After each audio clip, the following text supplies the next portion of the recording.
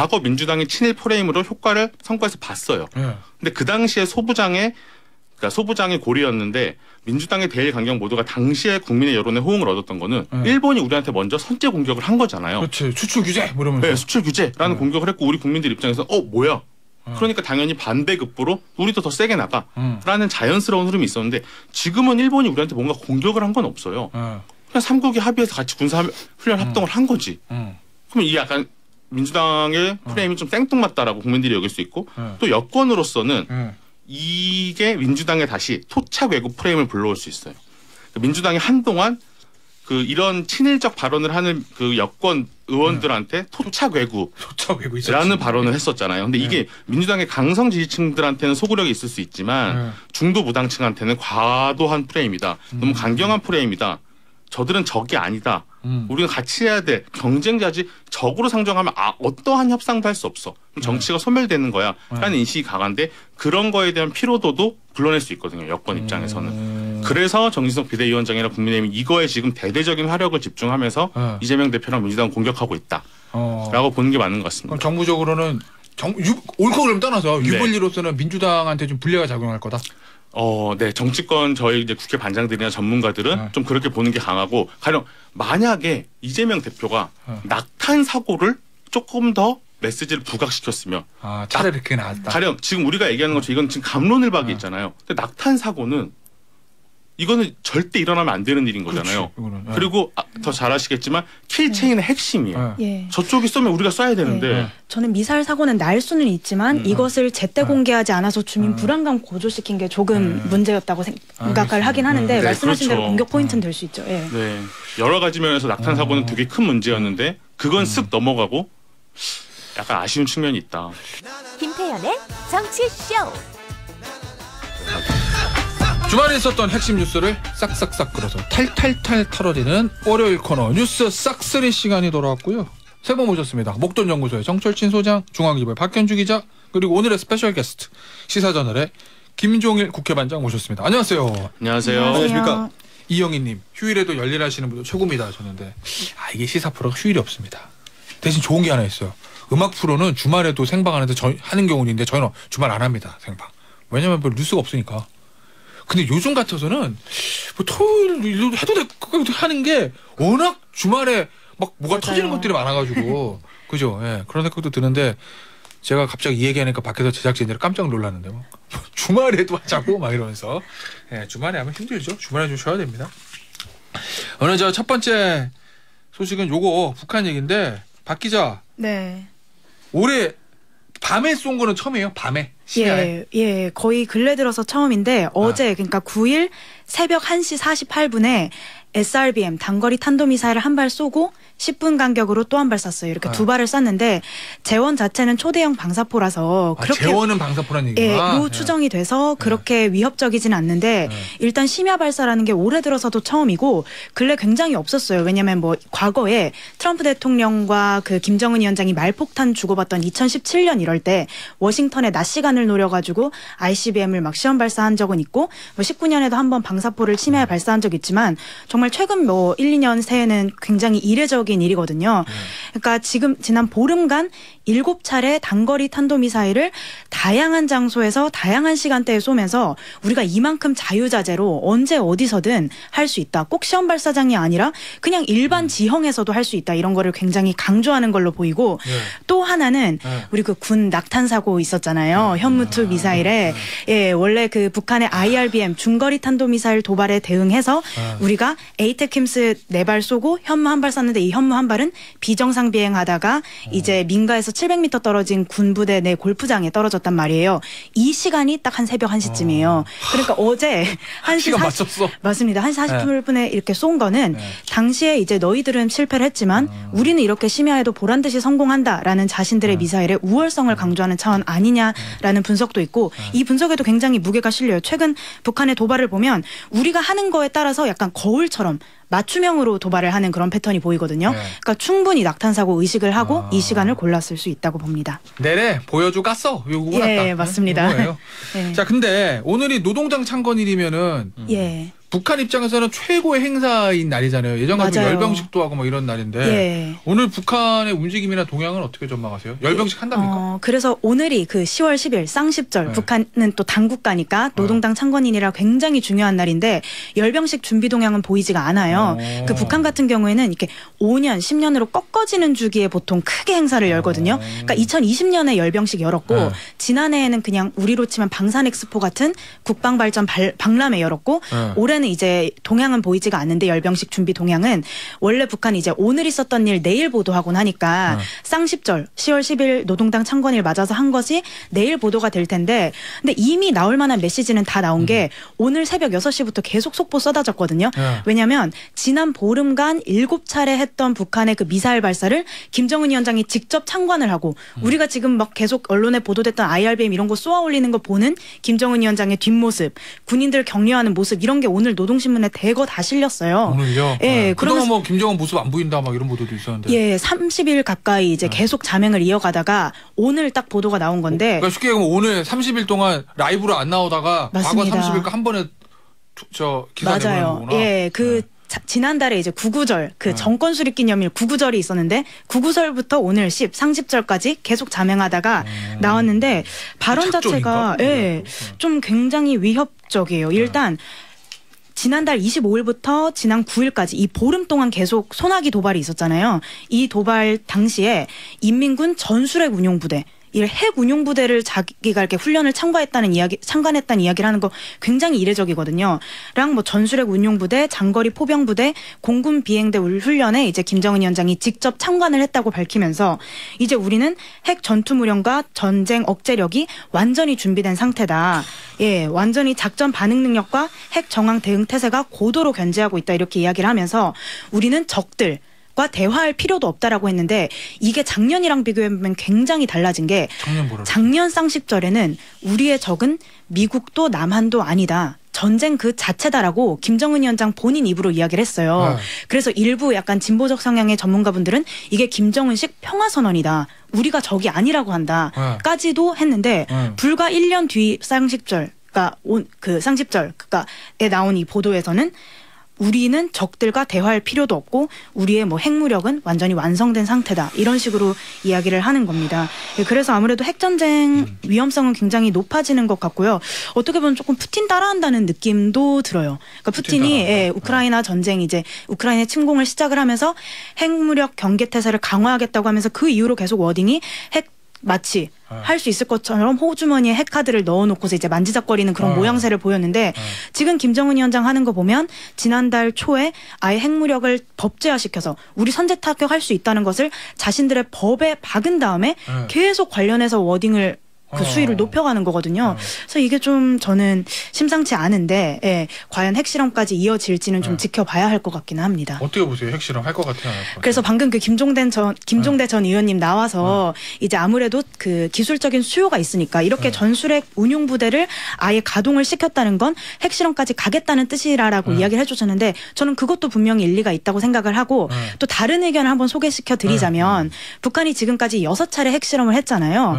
그런데 뭐 다른 이제 뭐 파키스탄 같은 경우에는 아예 뭐 국제사회가 인정하는 핵 보유국은 아니지만 어쨌든 핵을 사실상 보유하고 있다고 하는데 98년에 이틀에 핵실험 6번 하고 그냥 끝내버렸거든요. 그러니까 한 6번 핵실험을 했다고 치면 북한이 필요한 데이터는 웬만한 게 다 축적이 돼 있다는 전문가 분석도 굉장히 많아요. 그래서 북한이 7차 핵실험을 한다면 이건 기술적 이유보다는 그냥 정치적 협상력 제고 차원이 아닐까라는 분석이 있는데 만약에 그렇다면 지금처럼 그냥 핵카드를 쥐고 올해 지나도 내년이고 계속 이렇게 쥐고 언제 할지 이렇게 타이밍을 재면서 계속 자기들의 그런 몸값을 높여가는 게 더 나은 거죠. 그래서 저는 굳이 요새는 올해 뭐 한다면 김정은 마음이지만 올해 그냥 넘길 수도 있다라는 의견도 비등해요. 예. 아니 왜 우리 저 정치권 그런 얘기 하잖아요. 칼집이 칼집에 있어야 무섭지 빼고 나면 맞습니다. 아무것도 아니다. 예, 그래서 근데 예. 북한이 지금 보면은 6차까지 했죠. 그러면은 네. 파키스탄 예로 보면은 데이터는 다 확보했다는 거잖아요. 예, 물론 뭐 핵탄두를 소형하고 뭐 그런 건 경량하고 있겠지만. 그런 이렇게 이유를 붙이자면 충분히 핵실험에서 얻을 수 있겠지만 굳이 하지 않을 거라는 이야기도 있고 핵실험 외에도 중대 도발의 형태는 굉장히 많거든요. ICBM 같은 경우에도 2017년은 계속 고각 발사를 했어요. 그러니까 사거리는 멀지가 않잖아요. 위로 높이 쏘 올리니까. 근데 이거를 정상 각도로 각도를 좀만 낮춰서 한다면 이게 정말 태평양 이번에 IRBM 태평양까지 날아갔는데 그것보다 더 센 ICBM 날린다. 이런 것도 가능하고 잠수함 발사 탄도미사일도 충분히 가능하고 여러 형태의 중대 도발은 많아요. 근데 이제 그게 7차 핵실험도 그렇고 정상 각도로 발사하는 ICBM도 그렇고 예. SLBM도 그렇고 이게 이제 미국 입장에서 보면은 레드라인이잖아요. 맞습니다. 예. 거기 넘어오면 이제 예를 들어서 뭐 ICBM은 고각 발사를 정상 발사해가지고 저기 태평양 어리 떨어졌어. 예, 맞습니다. 조금만 더 뭐 캘리포니아 간다는 네, 이거 네. 미국 입장에서는 레드라인이잖아. 예, 맞습니다. 사실 이렇게 로널드 레이건 호라는 이런 미국의 초대형 핵 항모가 들어왔을 때 북한이 이런 식으로 도발을 하는 것도 미국 입장에선 굉장히 불편할 수 있거든요. 근데 중간 선거 앞두고 중대 도발을 한다면 굉장히 좀 미국 입장에서도 불편한 상황인 건데 그럼에도 불구하고 국제정세 전문가분들은 미국의 신경이 지금 우크라이나에 가 있지. 북한이 아무리 중대 도발을 한다 그래도 여기로는 시선이 쏠리지 않는데 그거라는 북한이 지금 이 핵카드를 쓸까라는 회의론도 있습니다. 알겠습니다. 자, 요 얘기는 좀 앞으로도 계속 할 것 같으니까 또 쏠 것 같아요, 느낌에. 예, 네, 맞습니다. 그러니까 또 얘기 나오면 하기를 하고 정치권 소식 보겠습니다. 이 와중에 김종일 반장. 네. 한국, 미국, 일본이 합동훈련 했잖아요. 네. 국도 인근 네. 공해상에서 했다고 하잖아요. 네, 북한 네. 미사일 탐지. 예. 그런데 죽창가 시즌 2라고 국민의힘에서는 얘기하고 네. 민주당에서는 7.1 국방이라고 얘기하는 네. 이재명 대표의 발언이 나왔어요. 네. 요거 소개 좀 해주시죠. 네. 일단 주요 인물들의 주요 메시지부터 좀 분명하게 주요 인물들의 주요 예, 메시지. 분명하게 정리하고 가면 좋겠는데 이재명 대표가 10월 7일 당 최고위에서 처음 친일 국방이라는 메시지를 던졌는데 이 대표 핵심 메시지는 크게 두 가지입니다. 한미일 합동 군사 훈련이 일본의 자위대를 군대로 공식 인정하고 일본의 군사 대국화, 보통 국가화로 가는 징검다리가 될 수 있다라는 주장이거든요. 그러니까 지금 자위대가 일본 헌법상 교정권을 가진 공식 군대가 아닌데 우리가 합동 군사 훈련을 같이 해버리면 자위대를 공식 군대로 인정한다는 논리를 이제 이재명 대표가 펴고 있는 거고 예. 또 두 번째 메시지는 합동 군사 훈련을 해도 왜 이걸 독도 인근에서 하냐라는 이제 주장인 거거든요. 그래서 이제 이재명 대표는 3담 논법처럼 이게 대한민국의 군사안보를 지키는 게 아니라 일본의 군사 이익을 지켜주는 행위다. 그야말로 극단적 친일 행위고 대일 굴욕 외교에 이은 극단적 친일 국방 아니냐라고 주장을 했더니 당장 이제 국민의힘에서 이걸 딱 채가지고 역공에 나섰어요. 역공을 누가 나섰냐? 정진석 비대위원장이 나섰는데 당대표도 당대표구나. 네, 방금 말씀하신 것처럼 죽창가랑 반미 투쟁으로 맞받았는데 정진석 비대위원장이 친일 국방은 죽창가의 변주곡이자 반미 투쟁으로 가는 전주곡이라고 했어요. 이게 무슨 말이냐면 정진석 비대위원장은 이 대표의 친일 국방 논리가 엉성하다. 이 대표 논리대로라면 친일 국방 기획자는 문재인 전 대통령이다라고 주장을 해요. 이게 무슨 말이냐면 한미일 군사훈련이 문재인 정부 때인 2017년 10월 3국의 국방장관 합의에 따라 이루어졌고 또 이 훈련이 독도에서 150km 떨어진 동해안 공해상에서 벌어지고 있다라고 반박을 해요. 근데 부산에서 대마도까지의 거리가 49.5km밖에 안 된다는 거예요. 정진석 비대위원장은 그런 거 아니다라고 얘기하고 있는 거고 또 노무현 정부 당시에 우길기를 단 해상 자위대 전투함이 인천항에 들어온 사실도 있다. 이재명 대표 당신 말대로 하면은 대체 문재인 정부, 그러니까 기존의 민주당 정부는 뭘 한 거냐라고 얘기를 하고 있는 거죠. 자, 이게 이재명 대표가 꺼낸 거잖아요. 네. 친일 국방이란 좀 굉장히 좀 자극적인 단어를 꺼낸 건데. 그렇죠, 이거 그렇죠. 왜 이런 단어를 지금 이 타이밍에서 썼다고 보세요? 이재명 대표 입장에서는 네. 지금 그러니까 국민의힘에서는 당신의 지금 사법 리스크를 덮으려고 네. 프레임 이렇게 국면 전환 물타기용 아니냐라고 비판을 하고 있는 거고 실제로 이재명 대표 입장에서도 프레임 싸움에서 승기를 잡기 위해서 국면 전환용으로 던진 게 맞다라고 지금 정치권에서는 보고 있어요. 사실 이제 민주당이 그동안 국민의힘 계열 상대로 친일 프레임을 가동해가지고 네. 선거에서 좀 이렇게 좀 네. 유리했던 국면을 가졌던 게 있었으니까. 그렇죠, 네. 그렇죠. 네. 그런 걸 노린 거다. 네, 그런데 이제 민주당 입장에서는 우리는 수비 대신 공격을 할 거다. 지금이 국감 시즌이잖아요. 그런데 왜 우리는 최근까지 윤석열 대통령의 지지율을 끌어내리고 국민의힘 지지율이 추락한 이유는 우리가 영국, 미국에서 윤석열 대통령의 외교 논란이 있었잖아요. 비속어 논란이 있었고, 그러니까 민주당 워딩으로는 외교 참사가 있었고, 또 비서관 논란이 있었고 그다음에 낙탄 사고로 인한 안보 무능이 있었잖아요. 근데 이게 문재인 대통령의 그 감사원이 문재인 대통령한테 서면 조사를 통보를 하면서 갑자기 국면이 확 전환됐어요. 우리 언론도 이거를 예전에는 그 외교 참사 비서관 논란에다가 모든 자원을 쏟아붓다가 갑자기 감사원 문재인 대통령이 딱 소환되니까 이걸 반반 나눠야 됐거든요. 이재명 대표랑 민주당 입장에서는 이게 불리해. 다시 이쪽으로 갔으면 좋겠어. 그래서 그 외교 참사 안보 무능의 친일 국방은 그 연결되는 흐름이잖아요. 친일 국방을 딱 던진 거죠. 그래서 이재명 대표나 민주당 입장에서는 이게 기시다 만나려고 만약 저 있는 데까지 찾아가서 외교 참사하더니 결국 이거 독도 앞에다가 일본 전함을 불러들여 요구하려고. 그렇죠. 그런 걸 다시 소환해내고 그때 윤석열 대통령이 기시다 총리 만나러 찾아갔잖아요. 이런 것들을 다시 재환기시키고 싶었던 거죠. 민주당 입장에서는 어떻게 보세요? 근데 실제로 과거로 돌아보면 예전에 그 우리 강제징용 배상 판결 나고 일본에서 그 우리의 일단 핵심 그 수출 규제하고 이랬을 때 당시 문재인 정부 하에서 굉장히 일종의 반일 프레임 이런 것들이 있었었고 맞아요. 지소미아도 파기한다고 했었잖아요. 지금은 종료의 효력을 유예한다 이런 애매한 상태인데 당시에 이런 군사 정보를 교류하는 것까지 건드린다는 게 약간 외교 출입으로서는 조금 의아했거든요. 근데 사실 그때 정부적으로는 솔직히 청와대 가시 그때 관계자들 뭐 죽창간을 불러야 된다. 요게 총선 앞두고 민주당 쪽에 좀 유리하게 작동했던 측면이 분명히 있는 거잖아요. 당시에는. 네, 그렇죠. 지금은 어떨 것 같아요? 그러니까 이게 옳고 그름 선악구도를 벗어나서 방금 말씀하신 것처럼 정치적으로 누구한테 유불리하냐라는 얘기만 하면 지금 정진석 비대위원장이 엄청 수가 높은 사람이거든요.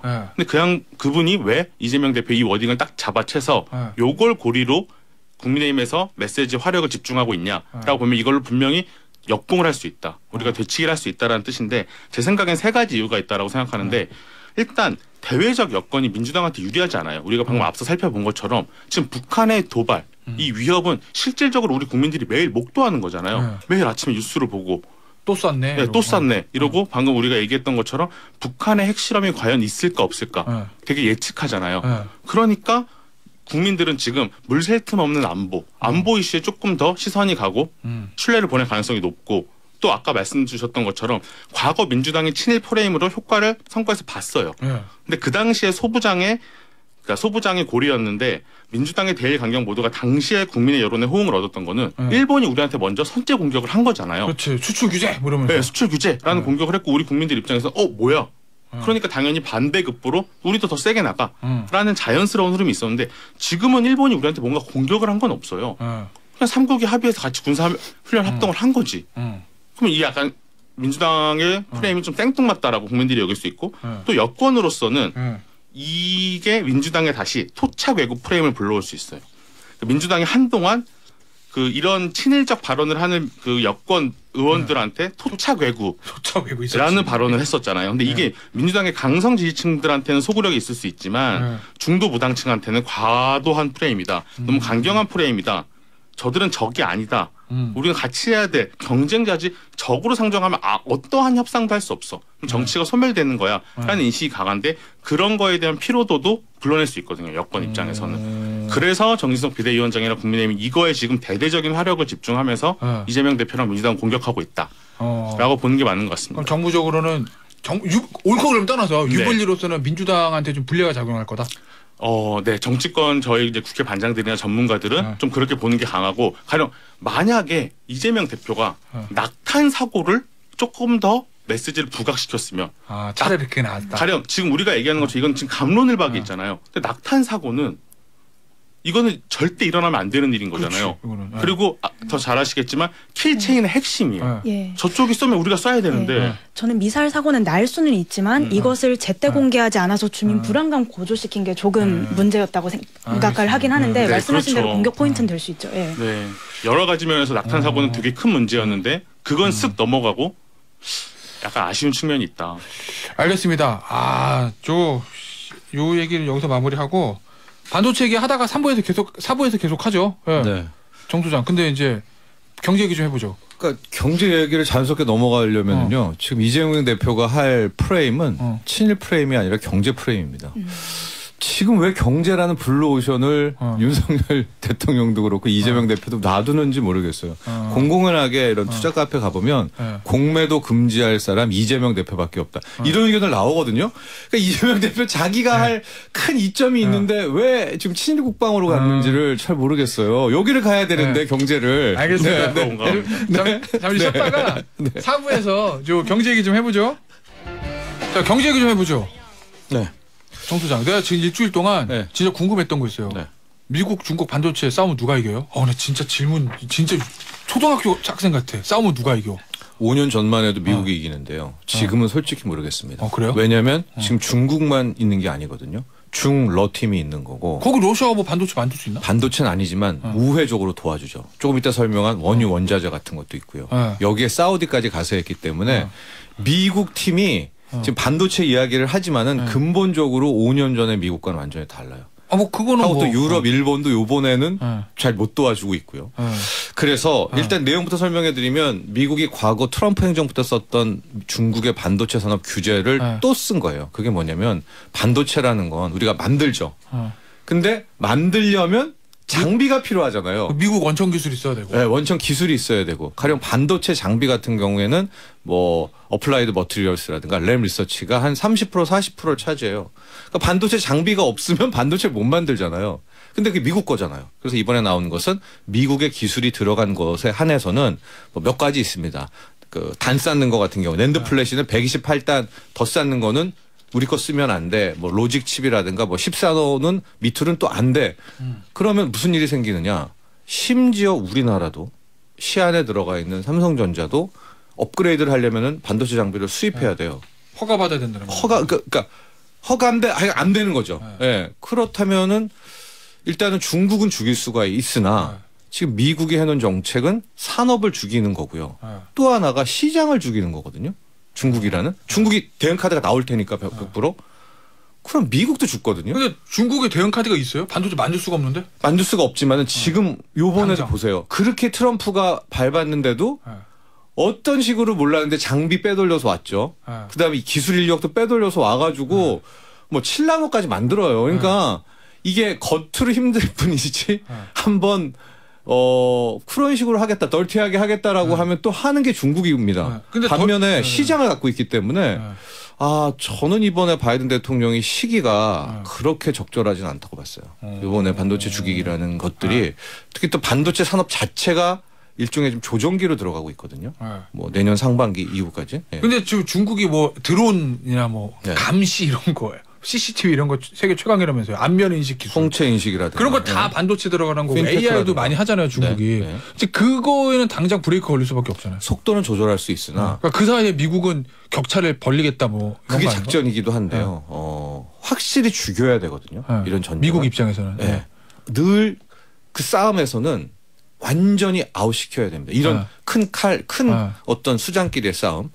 제가 늘 말씀드린 영화 친구에서 한번 말하죠. 나 그 생각했어 지금. 완전히 이제 날 쳐다볼 때 그냥 오줌 싸게 아예 그냥 피해서 100m 돌아가게끔 상대를 죽이지 못하면 꼭 반발이 들어오고 진짜 크게 당합니다. 근데 과연 지금 바이든 행정부가 하는 정책이 중국을 그 정도로 한번 밟으려고 하나라는 것이 첫 번째 의미. 밟을 수 있나? 실질적으로. 밟을 수 있나? 또 지금 왜 저러지라는 거 하나. 또 하나가 원유도 지금 통제를 못하고 있어요. 국제 유가 하나 좀 못 잡고 있거든요. 그건 진짜 안 되는 것 같아. 지금 유가 배럴당 92달러까지 올라왔어요. 그럼 이제 미국이 할 수 있는 건 딱 하나죠. 연준 동원해가지고 금리 올려가지고 긴축해가지고 킹달러 갓달러. 금요일 날 주식 미국 시장 또 뭐 2% 3% 떨어졌고요. 지금 선물도 무너졌기 때문에 또 주식시장 조정받을 거예요. 근데 이런 행태를 통해 가지고 경제 다 죽이고 달러 하나 살아남아 가지고 그거 가지고 줍줍하고 이 패턴을 또 쓴다? 이건 이제 알 사람들 다 알고 있고요. 진짜 이번에 또 그걸 쓴다면 이번은 중러, 사우디 여기에 진짜 신흥국들 뭐 브라질, 인도까지 이쪽 팀으로 들어가 버리면은 이거 판이 완전히 이 유효한 판인데 이 와중에 다시 한번 미국은 일단 중국의 반도체 죽이기 규제를 꺼내긴 꺼내 들었습니다. 그러니까 정 소장 이렇게 보시는 거구나. 이게 단순히 반도체뿐만 아니라 미국이 반도체로 중국 죽이면 중국은 러시아랑 신흥 자원국도 손잡고 자원으로 대응할 거다 뭐 이런 거잖아요. 자원뿐만 아니라 어떻게든 반항하겠죠. 네, 반항할 정도의 사이즈도 됐고 중국이 그렇기 때문에 훨씬 더 정교해야 된다는 생각이 있고요. 우리나라는 그럼 삼성전자나 하이닉스는 어떻게 해요? 당장 기자들이 취재했는데 삼성전자하고 SK 하이닉스는 어쨌든 우회적으로 좀 예외를 받았대요. 그러니까 미국이란 나라 여러분들 살아보시면 알겠지만은 막 규제가 엄청 세요. 막 법대로 하는 것 같아요. 근데 너는 예외야. 이런 것들 있잖아요. 하버드 대학 할아버지가 하버드 대학이면 돈 내면은 손자는 하버드 대학 가. 뭐 공정 이러다가 또 그런 거 하나는 있어요. 그렇게 해서 좋은 학교 들어서 대통령 된 사람도 있어요. 네, 그렇게 있잖아요. 그래서 지금은 삼성전자와 SK 하이닉스는 뭐 예외적으로 반도체 장비 계속 업그레이드하고 쓸 수 있도록 허가를 뭐 준허가를 득했다라고 하는데 그게 중요한 게 아니죠.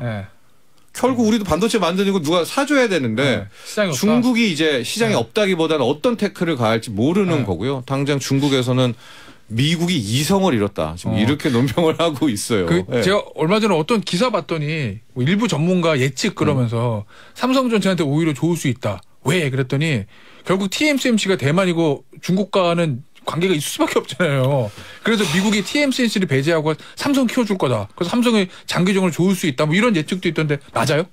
저는 그걸 잘 안 믿죠. 왜냐하면 벌써 지금 마이크론이 우리가 최고 잘하는 게 메모리 반도체잖아요. 우리 기술 턱 밑까지 또 왔어요. 그러니까 그래요? 미국이 하려는 뭐 행동은 결국 뭐 자기죠. 메이드 인 USA. 메이드 인 USA를 어떻게든 밀어가려고 하는 거겠죠. 우리 근데 태양광 같은 거는 조금 있어요. 태양광 같은 거는 중국을 밟아주면 실은 태양광 산업 같은 것들은 좀 전 세계 골고루 클 수가 있거든요. 그런 것들 정도지 뭐 그런 것 때문에 뭐 삼성전자가 오히려 중국이 주춤하는 사이 치고 나간다. 중국이 주춤하는 사이 마이크론이 치고 나가겠죠. 오히려 미국에. 우리한테 안 좋다는 저는 말씀이시구나. 뭐 중립 이하 재료라고 봅니다. 알겠습니다.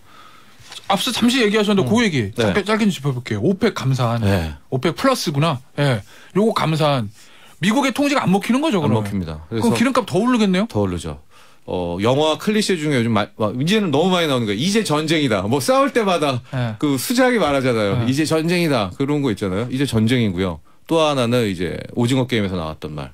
이러다가는 다 죽어. 다 죽는 판이 됐습니다. 그럼 무슨 얘기냐? 달러는 지금 킹 달러죠. 달러 강세, 달러 강세, 달러 강세. 원래 달러 강세면 원자재는 다 폭락해야 돼요. 이게 패턴인데 원자재, 유가가 다시 우린 원자재 안 주고 한번 해봐라 해서 지금 달러는 달러대로 강해지고요.